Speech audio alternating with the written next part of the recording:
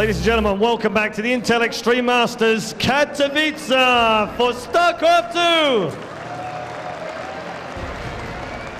I love the crowd. The crowd are absolutely amazing here in Poland, they really are.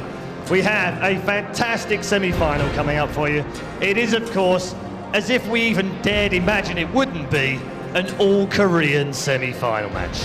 But don't get too disheartened, because we have two phenomenal players. First to the stage, Dream!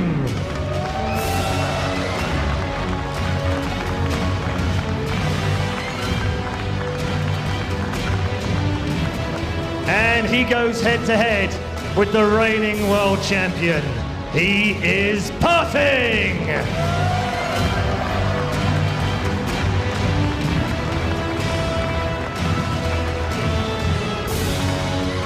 Now, obviously, my Korean's not too good right now. I'm still brushing up. So, gentlemen, shake hands. And there we are. Our semi-final is about to get underway. We're going to go right over to the analyst desk with QXC, Todd, and our Mr. Jarrett Kale. Is it? Oh, yep. That works better that way. I think that's how it's designed. This is it. Our second semi-final, MVP Dream versus SK Telecom T1 PartinG, the unstoppable monster. What's Dream thinking right now? You know, Dream, definitely the underdog in my opinion in this match, but he did beat Rain in the Code previously. So Dream definitely knows how to play against Protoss. Beating Rain is very impressive. After that, he beat at least, I think, he beat a Protoss in the up and down, and I think he beat Trap, but he lost to Squirtle, which is, I mean, with Squirtle is very good, but beating Trap was good as well by Dream. So he's definitely good versus Protoss, but I mean, taking on PartinG, he's gonna have to play extremely well. If PartinG decides to go into those long games, with Templars, Dream is gonna need some great ghost control, some great vision, and just some good map awareness. That's the main thing that we've seen people lacking when playing against PartinG a lot of the time. He just reads the game so well every single game. He sees all the options he has, and he always goes for the right choice, it feels. Yeah, PartinG definitely feels very strong. He's so strong in general that we barely ever see him get to the late game because he usually wins before he gets there. And the one game against Yoda where it did start going long, he just destroyed him. He was superior positioning, map awareness, understanding of how you move around on the map in this matchup, and how unsafe most Terrans are. Just completely annihilated Yoda. I'm sure PartinG was watching Daisy play against Dream earlier. He's probably removed some cheese builds from his list because Dream seems immune to the cheese. He's dropped one match to the one Stargate proxy, and that's it. In fact, that's the only map he lost to Protoss this entire tournament. Clearly, he's got a strong TVP. Yep. But at the same time, it's PartinG. PartinG doesn't need to cheese. PartinG can play any way he wants, and he wins, right? Yes, and first map is going to be Cloud Kingdom, and I'm really looking forward to this map because it's really going to set the pace for this series, I feel. And we're going to see exactly how Dream wants to approach this match. When he played against Daisy, we saw him mix it up a little bit, and I'm really curious to see exactly how he chooses to go into this match versus the monster that is PartinG. All right, well, the first map is Cloud Kingdom. The castles are ready, the players are already in game. Let's see what happens. Thanks very much, Analysis Desk, as we do now have PartinG on screen here. He's already vanquished one Terran. Will he be able to vanquish another? We'll have to find out here. Very excited to see PartinG in action once again. The 18-year-old from Korea, now playing for SK Telecom, going up against MVP Dream. And he was going to be spawning up to the top right-hand corner here as our Red Terran. Ladies and gentlemen of Poland, give it up for MVP Dream!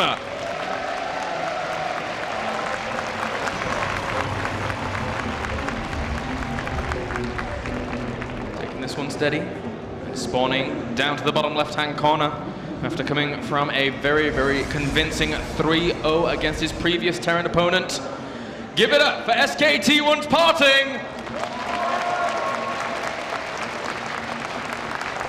A cocky individual, but backs it up with wins, and a lot of wins. Just in the recent couple of months towards the end of 2012, he just went on a destroying streak. Yes. He went third, or he finished third in the WCS Asia finals. In the Korea finals. He was second place in the WCS Asia finals, and of course was number 1 when it came down to the WCS Grand Finals. Won the World Championship Series that Blizzard hosted. He got second place in the Blizzard Cup that GOMP TV hosted. He got first place in WCG. This guy is arguably, with a couple of others, the best Protoss player in the world, alongside Squirtle, alongside Rain. This guy is top 3, 100% Protoss player in the world. He's already demolished a Code S level player before meeting Dream now. He went 3-0 easy against Yoda, and now he's going up against a Code A level opponent in Dream. Dream is definitely the underdog in this series. Yeah, after defeating Yoda as convincingly as he did, it's going to be interesting to see how Dream plays this out. He's going to take away quite a little bit from the series with Daisy, and considering that he's probably seen the games of PartinG and Yoda, he can play his normal style, but then shift his defensive capabilities from that really early stage that we saw against Daisy, just shift them a little bit forwards into that more mid-game period where PartinG seemed to be doing most of his aggression at that point. That's right, and as you can see, it looks like MVP Dream had a bit of mouse problems, maybe keyboard problems now, as he hasn't unpaused the game yet. But we'll just wait for this series to begin. Remember, this is the second semi-final of the Intel Extreme Masters. 1 game away from the Grand Finals. This is going to be a best of 5 between these two players. We saw absolutely phenomenal play when it came down to PartinG play early on with his Storms, his high Templar use. He's playing from behind on Daybreak and being able to outsmart and outmaneuver his opponent so easily. Yeah, these two players here in the semi-finals. You've got to remember that everyone who took a spot in the semi-finals here is guaranteed that spot in the Intel Extreme Masters World Championship. And again, at least $100,000 on the line in CeBIT Hanover. It's going to be an impressive tournament in itself, never mind the finals that we're going to have here as well. And as we can see, because of that mistake earlier on, Dream got a little bit supply blocked there. Didn't get his supply depot on time, so a little bit heavy with the money at the moment, but mistakes happen. Not a big one, easily can recover as the game does go on. But Dream, you know, no noob himself, did go 3-1 against Daisy, relatively convincingly. And as mentioned by Todd, within Code A, where he usually plays, he did manage to beat Rain 2-0 that one time. He did manage to take this, the game. It was a game in the up and down, not a series, a game against Trap as well in the up and down games not so long ago. He's a decent player, but he is very young as well. He is only 16 years old here, and this is the biggest stage he's played in front of. He played in the MLG Arena, but that's more of a studio tournament. He's playing in front of thousands of people. Yeah, it's pretty daunting a prospect in itself. As for now, we will have Dream here, just completing his wall off, making sure PartinG can't move into the fray there. Did he already actually go for a scout? No, he did not. He's just going for that Nexus straight after a Gateway and a Assimilator on the way. So PartinG just playing out very, very normal stages of this early game, and Dream's having a little bit of a look around himself. Yeah, a bit of a later Gateway, delayed Cybercore to get the Nexus down really fast here. It's going to work in PartinG's favor for this particular game, as we can see that Dream is not doing anything funky here. He's gone 1 barracks. He has hidden what he's doing here away from PartinG, but he is just going to be playing command center. But we do see a bunker coming down on the natural of PartinG, right in his face, as you can see the pylons there. Yeah, it's almost as if just an antagonistic bunker, not really committing to it too much. If you place it right next to the pylon, then it's always going to be seen. But then again, that pylon grants him vision for any kind of SCV that would try and sneak around to the back, where it's the only place he can try and actually hide a bunker from his opponent's vision. But for now, One Marine running back, trying to find himself a little bit of safety from the amassing probes that are pursuing. That's right, and he hasn't really killed any probes yet, but fair enough, as they do return back. Not too much damage done or dealt here as PartinG continues to get those probes on the go, as we see Dream taking double barracks after his natural command center. Did not opt to go for 3 command centers here. PartinG here just Chrono boosting out his warp gate tech. We might see a little bit of a gateway push from him. We were seeing a lot of maybe 4 or 5 gate pressure off the back of taking an expansion. And in that probe chilling out will be found now here by Dream. But this is potentially a crucial probe. This is one of those probes that, if he keeps alive, is very, very annoying on the map and could potentially throw down pylons later on. That's right. Remember, PartinG still has no idea what's going on here, whether this be a one-base play, whether it be a hidden command center, whether it be 3 command centers. So he is completely in the dark, hidden away from any game intel that he needs to get. And once again, Dream tries to bring this probe down, but looks like the probe is going to just about escape around, but still shouldn't get too much information. Yeah, only 1 gate going down for PartinG right now. I'm curious as to where his probe is. Oh, actually, it's chilling out to throw down the next gateway here. So 3 gateways in total right now for PartinG. That's the normal standard that you would see on the way right now. Probably will throw down that robo facility in just a bit as well, unless, again, for some reason he would delay a few gateways to actually go for it. Yeah, PartinG is playing relatively safe at the moment by getting those 2 gateways instead of teching up. He still doesn't know exactly what his opponent's doing, whether we are going to see the Hellion, Marine, Medivac play. So he's just getting those gateways down to be safe for sure. Yeah. And now has opted to throw down his tech, and now has opted to throw down his assimilators on the natural, because he's starting to feel now that this is an expansion build, because he's seen the bunker there. You don't have a bunker there if you're going for the starport for the Medivac play. An interesting little position from the robo facility as well. It's going to allow him to reinforce very, very quickly, but at the same time, if drops go in there and he actually positions a few more buildings, that's actually a potential hot spot for those drops to hit and then be very hard to actually clean up because of the surface area. That is one big disadvantage of the placement there, but an advantage of it would be that if a scan was to go down in the center of the base, that wouldn't be revealed. He really would know what was going to go on, as he could only see 3 gateways and of course those double gas. So advantage and disadvantages of that placement there. For now, the Observer is on the way here for PartinG to just seek out exactly the information he needs in his opponent's main. Very, very important for him to know exactly what stage of his build he's at. But PartinG for now throwing down that Robo Bay, going up to the potential Colossus tech. He doesn't have to fully commit, and that's where the mind games really come into play from that point on. Yep, and PartinG, of course, a big Colossus fanboy to open up with, and then we'll want to switch into the High Templar later on, and is also getting the armor upgrade. The armor upgrade, of course, for the Zealots and Stalkers at the front of the Colossus, because the Colossus already has such a high damage output originally, and so he just needs those units in front to survive. But we are seeing Dream move out with Stim and Combat Shield seconds away from finishing.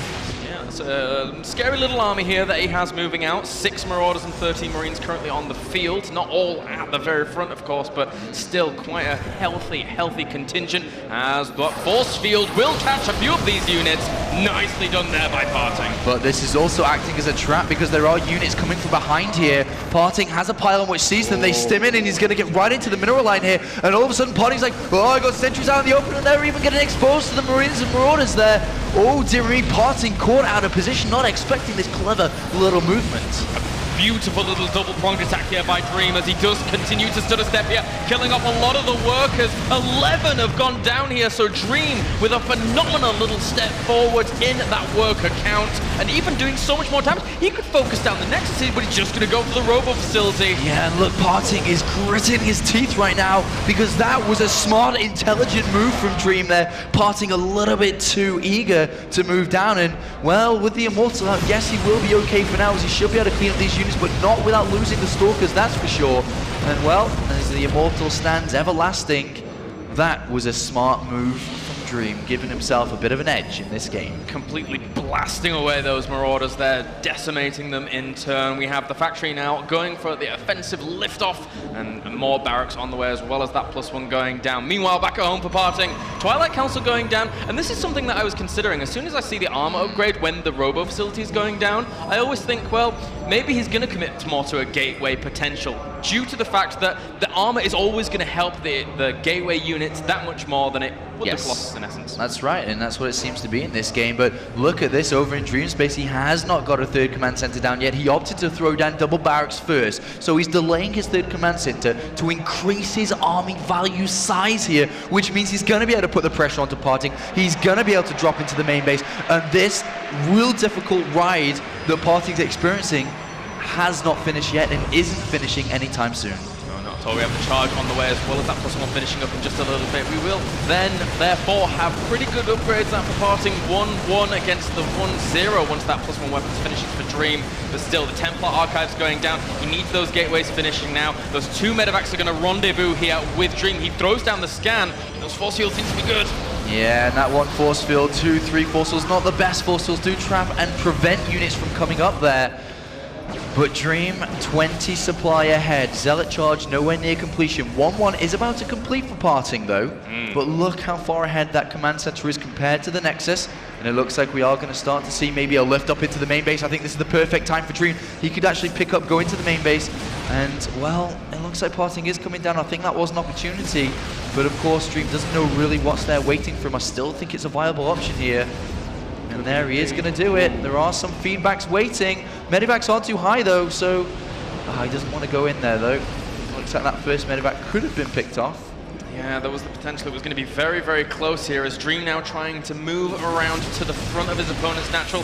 Oh, feedbacks go down. That's going to decrease the longevity of this bio if he can actually get a good advantage with these force fields or any kind of immortal fire. That's so much bio though, doing a lot of damage as he pulls off the probes. Parting feels he's in a lot of trouble here. He's forced to pull back with that stutter step micro, but he's so strong. Parting is on the ropes once again. He's losing a lot of probes here, and now the immortals are getting targeted down. He's got to get more units in there. He's pulling probes because he can't get those units in there. And Dream, look at that stutter step micro just keeping away from the Zealot swipes, and he is playing the game of his life here against Parting. The immortal falls down, the sentries are exposed. GG! Oh, Dream, you are putting out a game here against Parting. He really is. Who would have expected that going into this series? Dream bringing the thunder with those nice little double-pronged aggressive maneuvers early on, and from that point on, never really letting up with the potential pressure. Always saying, I'm at the front of your base. I am here to do some damage if you overstep the mark. That's right, and he pushed Parting back, who was then always falling back a little bit, couldn't quite stabilize in this game. And I love the fact that he added on 2 extra babs instead of getting a faster third to keep the pressure on. And eventually here, we saw Parting crumble underneath the young 16-year-old's first major tournament. He was able to take the victory here. That was one of the first games in this tournament I've seen Parting a little bit shaky here, but anyway, not the finest Elvish steel for the Zealots as they were kited, and now we are going to send it over to the analysis desk with Jarrett, QXE, and Todd. MVP Dream continuing his dominating play versus Protoss, taking game 1 against SK Telecom Parting, shocking me, but maybe not people who know more than I do. I really liked the way Dream played this out from the very beginning. Sees the gateway expand very early Nexus. Some players, when they see that, they'll either ignore it, cut Marines, double CC, or just get their CC a little bit faster. Some people will throw down the command center and then start doing the bunker pressure.